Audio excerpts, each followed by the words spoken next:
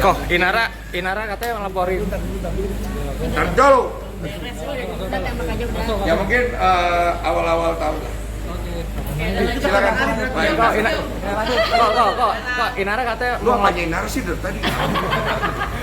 katanya Inara mau udah laporin balik Insanul nih kok, dan Insanul katanya terancam 4 tahun penjara kasus penipuan nih kok, gimana? Ya gimana lu urusan. Responnya dong kok. Apa urusan ada sama gua? Solusi dari apa? Solusi dari gua. Gua kan bukan advokat. Kan sering memberikan solusi yang Orang bijak kali gua. apa bang? Mungkin bang solusinya apa bang buat mereka? Itu disebarkan oleh Firgo. Tapi ternyata kan Kok Denny juga udah ngeliat CCTV segala macam apa benda itu yang video itu disebarkan itu. Oh, gua nggak tahu kalau itu. Karena waktu gua tanya sama pihak Mbak Mawa, mereka bilang itu dikirimkan oleh orang yang mereka tidak kenal. Jadi yang gua tahu itu orang yang tidak dikenal itu. Sumpah gua tahu itu doang. Berarti bukan Virgon bang. Melihat CCTV itu. Gue lihat cuma 15 detikan kayaknya kurang lebih, dan posisinya itu wajahnya aku nggak terlalu kelihatan karena CCTV kan jauh ya. Dan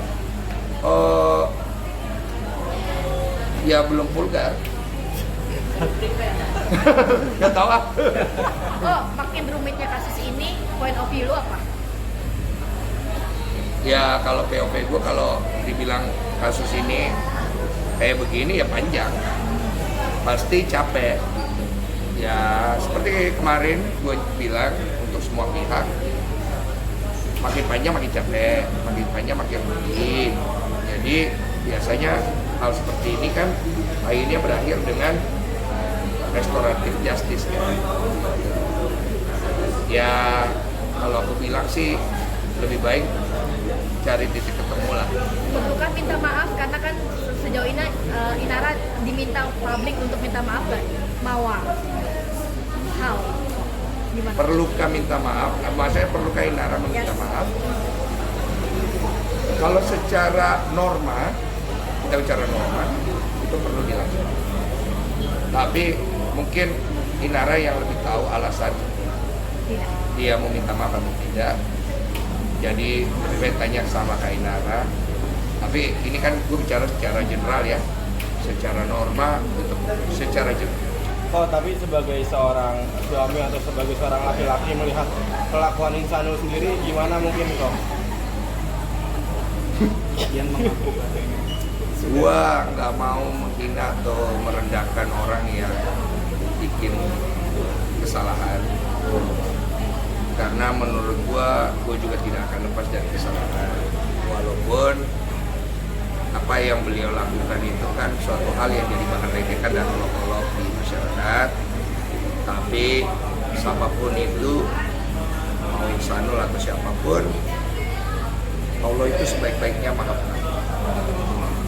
Selalu ada pintu untuk memperbaiki semuanya, siapapun ya. Jadi itu aja sih. kok Insanul masih memperjuangkan. Mengembalikan hak asuh anaknya ke tangan Firgo. Karena ada masalah ini, Firgo lagi berusaha untuk mengembalikan hak asuh anak yang benar-benar. Wah, gua harus nanggapin itu urusan rumah tangga mereka. Tapi ini tidak ada. Nggak tahu gua mau ikut campur ah. Kok tadi kan kok bilang Koko lihat CCTV, walaupun nggak jelas, tapi tidak ada yang vulgar. Koko ngeliatnya udah dari awal apa sampai akhir dikasih lihat ya kok? Apa baru? Waktu di podcast itu yang dikasih lihat cuma di awal. Jadi 15 detikan ada 2 orang di di ruangan, wajahnya tidak terlihat jelas, tapi diklaim bahwa itulah, ya kan. Terus gue bilang ini udah yakin, ya yakin, dan ini barang buktinya itu nanti akan diserahkan ke polisi kan waktu di podcast. Oh, sudah. After podcast Koko nggak kepengen lihat dulu kok? Sampai habis kok. Kan penasaran 2 jam kok. Namanya bisa penasaran ya. Kok Insanul malah memperjuangkan Inara nih kok. Apa? Insanul malah memperjuangkan Inara nih kok, biar nggak mau cerai nih kok, gimana? Urusan Insanul apa ada yang gua bukan. Tanggapannya gimana? Hah? Tanggapannya? Cayo. Pada akhirnya kok, Apa nih? dan pada akhirnya podcast Koko selalu jadi wadah, dan akan ya pada akhirnya nanti mungkin buat Koko diminta keterangan lagi lagi ke polisi. Gimana? Gimana kok? Selalu dan selalu. Resiko yang harus saya jalani, dan yang penting saya kooperatif, saya jujur, saya apa adanya, saya tidak terbebani apa-apa. Kan selama ini kalian teman-teman wartawan kan kenal saya juga cukup baik lah. Bagaimana saya coba bicara selalu sejujur-jujurnya, seapa adanya, dan saya coba membantu. Kalau memang saya harus menjadi saksi, ya itu kan panggilan dari kepolisian, kita harus kooperatif. Polisi lagi. Cuma capek sih. Iya. Ada pesan buat ketiganya nggak nih kok? Cuma gue gak boleh ngomong gitu ya. Gitu. Tapi Inara udah hubungin belum kok klarifikasi ke polisi? Atau kok ngubungin Inara buat kakak buat side. Ya karena kan podcastnya Kode itu kan terkenal dengan 2 area kok. Mungkin mau tahu banget nih kayaknya. Nanti saya update. Insannya gitu hubungin minta tolong buat didamain bertiga gitu ada nggak? Tapi Ada pesan buat ketiganya nggak kok? Ada pesan buat ketiganya itu? Ya, Pesan semoga bijak, bisa pesan bijak. segera menyelesaikan masalahnya lah. Karena menjadi orang yang terframing publik seperti saya pernah mengalami dulu, itu sangat mengganggu mental dan pikiran. Terutama apalagi mereka kan juga punya keluarga ya.